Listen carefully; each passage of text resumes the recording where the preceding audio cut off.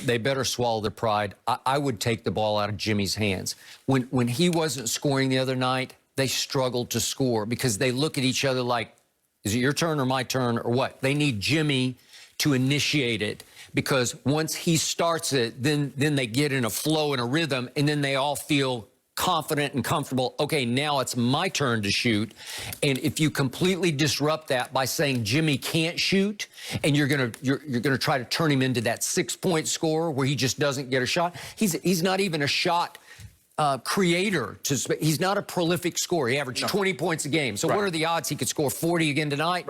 They're about zero. That's why you don't overreact and double him and leave guys like Robinson. The thing that they've done really well is that they've disrupted his rhythm. Skip, he's a tremendous off-the-dribble shooter. He's a tremendous catch-and-shoot shooter. You don't want him to get open looks. So let's control him, because the biggest thing was it wasn't the 40 that they gave up. It was the 13 assists that got everybody else involved. You can live with that. What LeBron is killing people, Skip, is that when he get double-digit assists and you allow him to get 30, well, you're in trouble.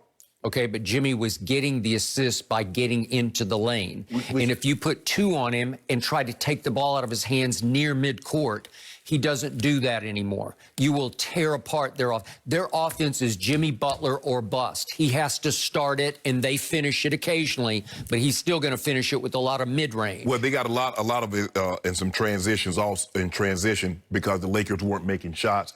They weren't rebounding. Make them take it out the net. Okay. And then you get an opportunity to set your defense. So I said this series was an epic mismatch going in because your team has by far the 2 best players on the floor. So it's time for LeBron to rise and shine, as he is highly capable of doing. And it's also time for his co-star, or you could argue his better half, his more explosive half, because it's time for AD to do more than he took 9 shots the other night. He scored 15 points, and it's because he got in early foul trouble.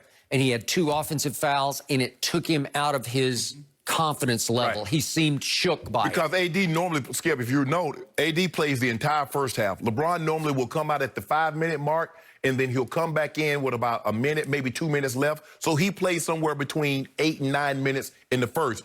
AD will start the second quarter on the bench. He normally sits there for about 4 to 5 minutes because they're trying to get him to somewhere around 18, 19 minutes at the half. That way, if we need him to go at least 40, we're comfortable with that. He'll play the entire third, come out and start the fourth on the bench, normally stays there. It all depends. But LeBron James tonight will be LeBron. And I think the thing is, Skip, is that he doesn't get caught up into that. He stays locked in. He knows what Jimmy did. He knows what everybody is saying, and now all of a sudden, Jimmy had this historic night on LeBron and yada, yada, yada, only 3 men.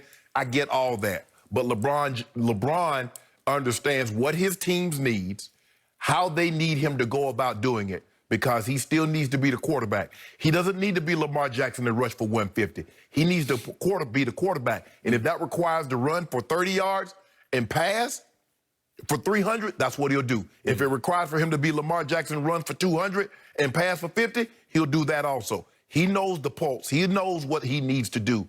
He will do that, and they will win. I disagree with your take on this. I think this is the night LeBron needs to play angry. And I always tell you, the LeBron I love the most is the angry LeBron when he has something to prove. And he comes out and takes the game over immediately. And I don't mind it if he's front running and biceps flexing. That's the guy who, if it's real, if it's not just showboating, if it's from the heart anger, that's when he is a terror. And I think he could terrorize the Heat if he takes this personally, and I think he should take it personally. And again, it boiled down to Game 3 was him versus Jimmy Butler, and Jimmy won. Every way, shape, and form, Jimmy beat him. So now he should say, okay, I take the challenge, I come out, I attack. I'm in attack mode from the start. He'll be in attack mode, and for the most part, he'll be in attack mode, Skip. But that's not him. He's not like, well, Jimmy got me, let me get Jimmy back. Some guys are like that. Some guys, if you look at Donovan Mitchell and Jamal Murray, in their series, Skip, it was basically, okay, you just got me, I'm coming right back at you. Oh, you hit a 3? Well, I'm going to hit a 3. You go into the basket, but that's not Bron. Bron has never played like that. I don't know. I've seen him play angry, get mad at somebody in the stands, and just go off on the other team. Well, he gonna go off. You know, where I don't love LeBron is when he's the benign bully, where he's bullying the other team, but it's not really his nature. And all of a sudden, Jimmy said, "I will bully the bully." He fought fire with fire, and LeBron folded in the fourth quarter. So it's time. All it's the time. That LeBron, you don't want this to be 2-2 with Bam coming back. It doesn't matter. Actually, I would like to see Bam back. I would like to see Bam so because that plays. You fear Kelly Olynyk. Yeah, because Bam plays to our strength. Bam plays to what we do really well. So are you telling me AD has no chance against Kelly Olynyk? No, you wouldn't see. That's not what I said. I said with Bam on the court, it plays to the Lakers' strength. Dwight Howard gets to stay on the court. He does not have to worry about a three-point shooter. He just has to worry about Bam picking and rolling to the basket, where Kelly Olynyk and Myles Leonard can pick and pop. That's not what Bam is. No. So Bam plays to what the Lakers do really well. I'm not concerned. Tomorrow I'll come out here and I'll feel a lot better tomorrow than I felt on Monday. So are you predicting a Jimmy Butler-esque game for LeBron? Could he go 40, 11, and 13? Hold on. You do realize my guy got more triple-doubles in the finals than anybody else in NBA history. And you talk about he's played so many finals. Oh, okay, then. So you were talking about a Jimmy Butler type of game. He just put up the greatest triple-double, the 40. We've already done that. Yeah. Been there, done that. Skip, you can't be. You lost. You lost by 14 when you done that. But we did we do it? Yep. Okay, we did it. You did it, and you lost. So that's like saying, oh, is someone there going to be an Edmund Hillary, such as Edmund Hillary already went to the mountaintop first. He went there first. So you don't get to claim a Jimmy Butler type game when we did it before he did. LeBron was climbing the mountain and slipped and fell. Okay. Well, he did against Golden State. You talking real out of pocket right now, Skip, baby. No, I want you to have that right in pocket. No. I want to see a Jimmy Butler done on Jimmy Butler. I want to see LeBron at his greatest. That would be a legacy game.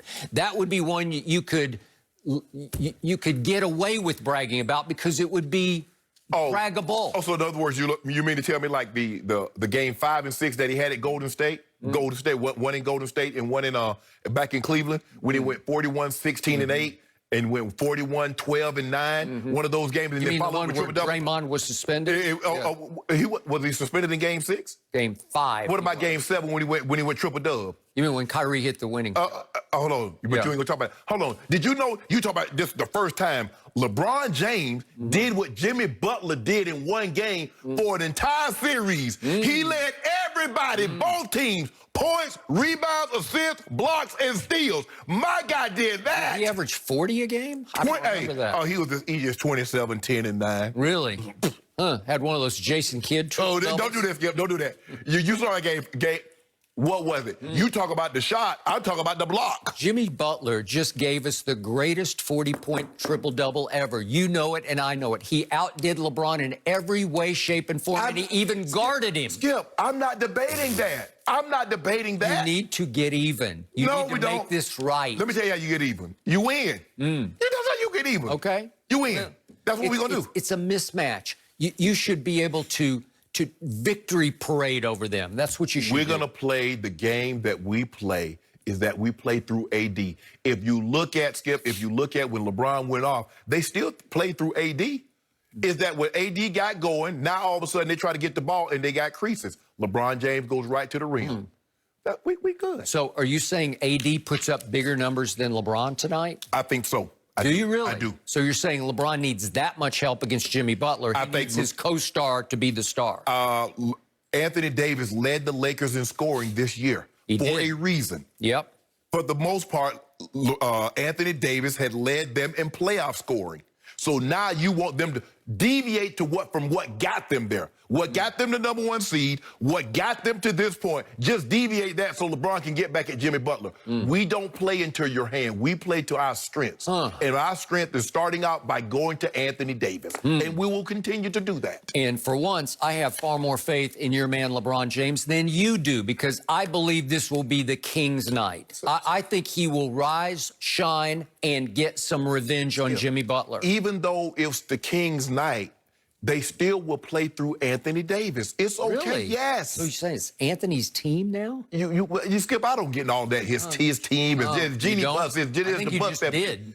All I'm saying is at the end of the day, we win.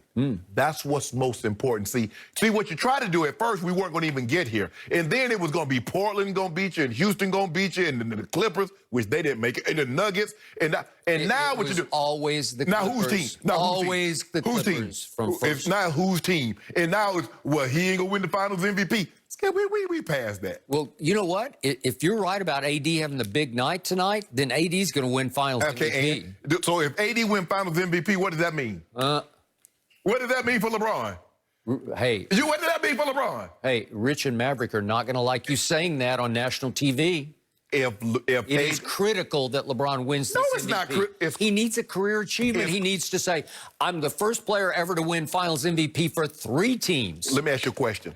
Let's just say, for the sake of argument, that in the Dallas Mavericks series, the Heat win, but D Wade is the finals MVP. We're looking at LeBron totally different because you said he melted down.